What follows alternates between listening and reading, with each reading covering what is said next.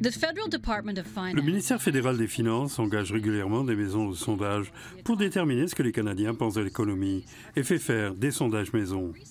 Voici une question.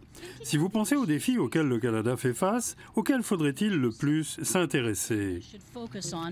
Et la réponse est, en général, la santé.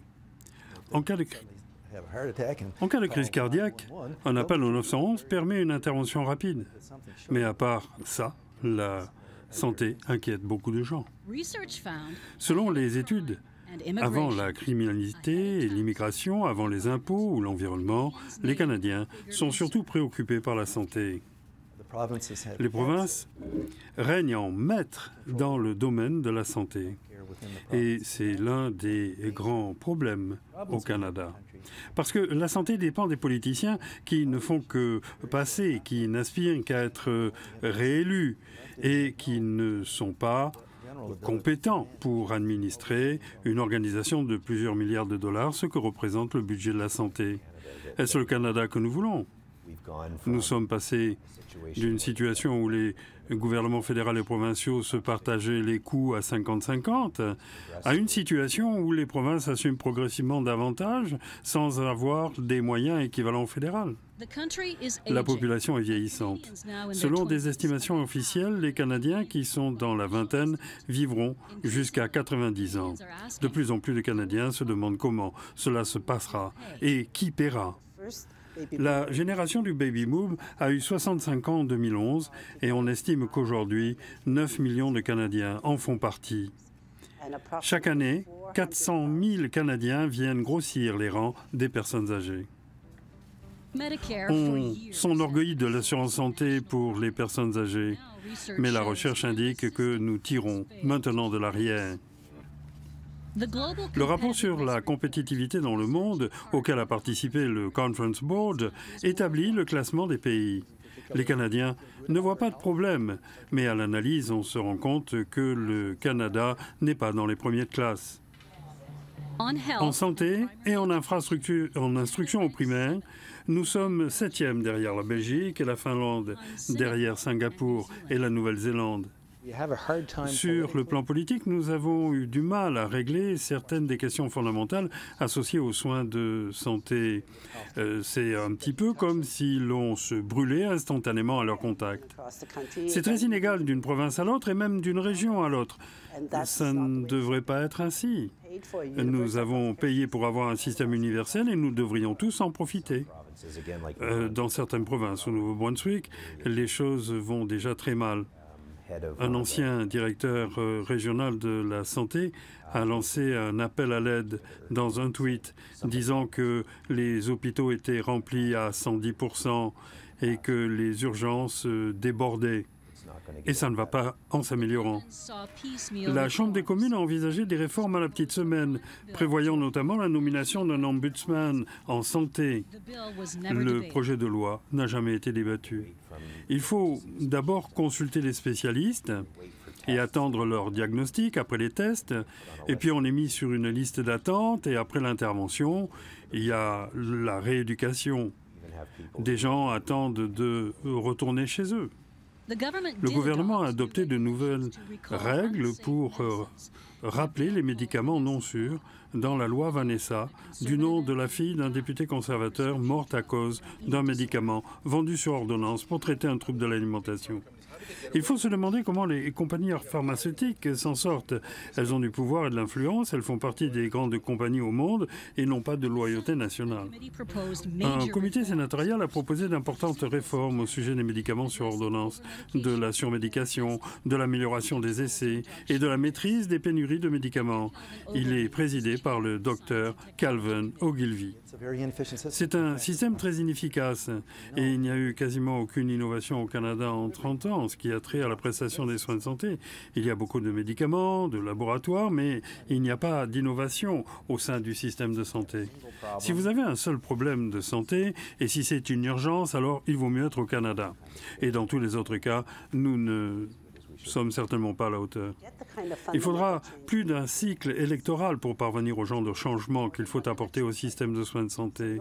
Aucun politicien n'a envie de gaspiller son capital politique dans une tentative de réforme qui pourrait ne pas aboutir durant son mandat.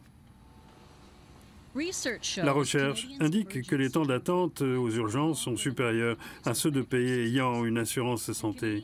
Les Canadiens paient de leur poche pour certains soins, des milliers de dollars par an pour les soins, pour des soins dentaires, les assurances et les médicaments. Ces dernières années, d'autres pays ont fait davantage pour contrôler le coût des médicaments. D'autres pays font preuve d'innovation pour infléchir les prix des médicaments. Le CEPMB, le Conseil d'examen du prix des médicaments brevetés, est un organisme gouvernemental dont le directeur général est Douglas Clark.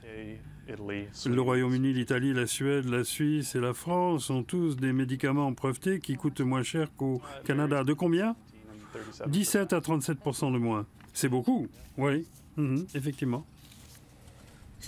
Des études fédérales montrent que le prix des médicaments ont baissé en Suisse, en Suède, en Italie et en France également. Au Canada, les prix augmentent tous les ans en moyenne. Les Canadiens dépensent maintenant 14 milliards de dollars par an en médicaments sur ordonnance. Quand je me rends compte que les patients ou que le patient ne va pas prendre tous ces médicaments, je le conseille sur celui à éliminer. Alors, quitte à éliminer les médicaments, si vous ne pouvez pas tous vous les payer, voici ce que je vous suggère de ne pas prendre. Alors, c'est ridicule quand on y pense, parce que je dois me prononcer sur la qualité des soins de deuxième, troisième et quatrième palier. Mais c'est aussi quand les gens doivent choisir entre payer le loyer, s'acheter à manger et se payer des médicaments. D'autres, Keith McIntyre représente la plus grande pharmaceutique au Canada. D'autres pays ont cherché à réduire les prix. Est-ce que les prix des médicaments sont élevés juste au Canada? Et est-ce qu'ils sont justes? Au Canada, les prix sont... Les prix au Canada sont... Ils sont fixés. Au Canada, les prix... Pourquoi sont-ils moins chers en Suède, en Suisse, en France et en Italie?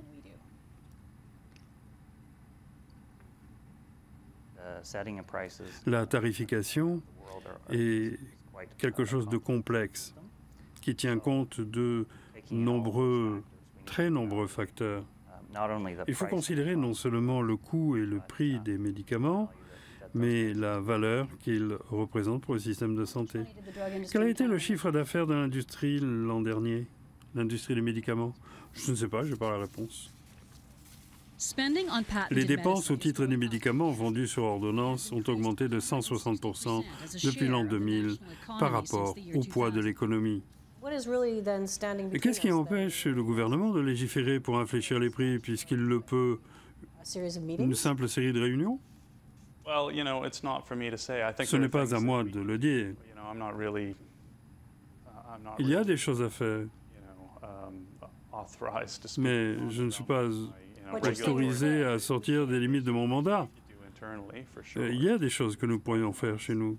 C'est de la balkanisation, de la mise en silo. Les groupes qui dispensent les soins de santé ne s'apprécient pas, ils ne communiquent pas entre eux. Le système est horriblement inefficace. Comment la population canadienne qui ne rajeunit pas va-t-elle pouvoir les offrir, ces médicaments?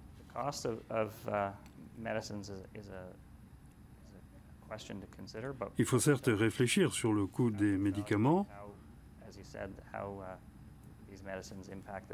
mais aussi sur leurs effets sur les médicaments, sur les patients et sur les soignants. Il ne faut pas négliger le fait que ces médicaments permettent de remettre les gens au travail et d'alléger le fardeau ainsi que les besoins des familles associées aux maladies. Donc, pour continuer de travailler, il faut payer pour ces médicaments, c'est ça? De nos jours, les Canadiens de plus de 65 ans sont encore une minorité, mais ce sont ceux qui ont le plus besoin de soins de santé. Ils représenteront bientôt 25% de la population Et quand on leur pose la question, ils sont inquiets. Quand les hôpitaux annuleront les chirurgies programmées, qu'ils ne feront plus ce qu'ils sont censés faire, comme s'occuper des patients cancéreux ou ayant eu une crise cardiaque ou des patients en orthopédie, on se rendra compte que chaque Canadien est touché et nous serons en crise. Nous ne sommes pas très loin du point où les choses iront tellement mal en matière de prestation des soins de santé que la population réclamera de plus en plus des changements. Et à ce moment, il ne restera plus qu'à se parler. Nous n'en avons pas pour notre argent et pour maintenir le système de santé, il va falloir commencer à se demander sur quoi appuyer les principes d'un système de soins de santé viable. Que voulons-nous? Ce n'est pas qu'une question d'argent. La solution n'est pas d'injecter des milliards de dollars dans le système.